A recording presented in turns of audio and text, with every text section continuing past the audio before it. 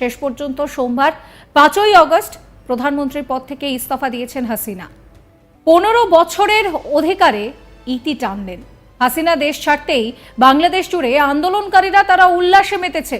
দেশ ছাড়ার ঠিক আগের মুহূর্তে শেষ 45 মিনিট কি করেছিলেন শেখ হাসিনা সেটাই আপনাদেরকে জানাবো। জানা যাচ্ছে পরিস্থিতি ভয়াল রূপের আগাম আন্দাজ করতে পেরেছিলেন আওয়ামী লীগের কিছু শীর্ষ নেতৃত্ব। তারা শেখ হাসিনার ঘনিষ্ঠ গুরুত্বপূর্ণ পরামর্শদাতা। তাদের মধ্যে একজন রবিবার রাতে সেনাবাহিনীর হাতে ক্ষমতা হস্তান্তরের পরামর্শ দেন, কিন্তু বুড়ো আঙুল দেখিয়ে তা মানতে রাজিই হননি হাসিনা। উল্টে তিনি পরিস্থিতিকে আরো জটিল করে ফেলেন। তিনি সোমবার সকাল থেকে কারফিউ জারির আদেশ দেন, একই সঙ্গে ইন্টারনেট পরিষেবা বন্ধ রাখারও নির্দেশ দেন। সোমবার 5ই আগস্ট দেখা যায় বিক্ষোভকারীরা গণভবনের দিকে যখন আগ্রাসী মনোভাব নিয়ে এগিয়ে আসছে, তখন পরিস্থিতির ভয়াবহতার আঁচ করতে পেরেছিলেন সেনা আধিকারিকরা।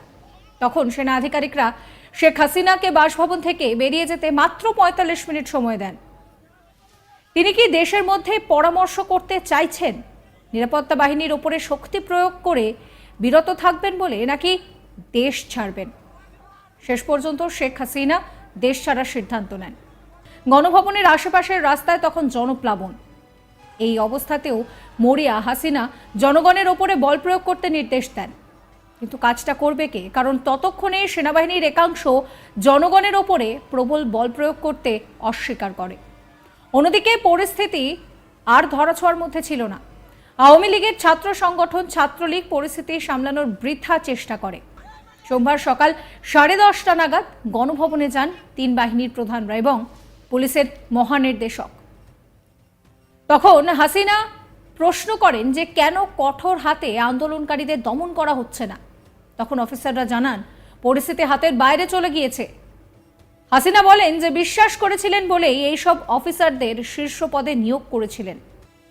সেনাবাহিনীর হেলিকপ্টারে ওঠার আগে শেখ হাসিনা জাতির উদ্দেশ্যে সম্প্রচারের জন্য বিদায়ী ভাষণ রেকর্ড করতে চেয়েছিলেন, কিন্তু সেনাবাহিনী তাকে সেই সময়টুকু দেয়নি। তার জন্য তৈরি হতে 45 মিনিট সময় শেখ হাসিনাকে বেঁধে দেয়।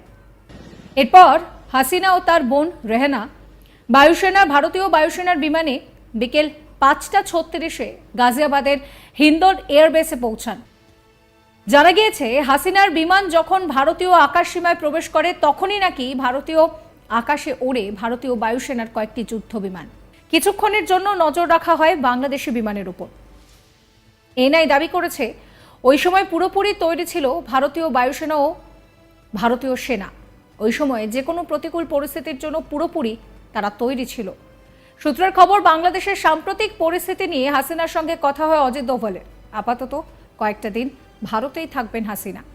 তিনি লন্ডনে রাজনৈতিক আশ্রয় চাইলেও তাকে গ্রিন সিগন্যাল দেয়নি ব্রিটেন। এই মুহূর্তে দাঁড়িয়ে শেখ হাসিনা তিনি কোথায় যাবেন, তিনি কি ভারতে থাকবেন, সেই নিয়ে কিন্তু জল্পনা চলছে। তবে হাসিনার পদত্যাগের পরেও যে বাংলাদেশ শান্ত হয়েছে তা নয়, সেখানে এখনো কিন্তু অশান্তির আঁচ জারি রয়েছে।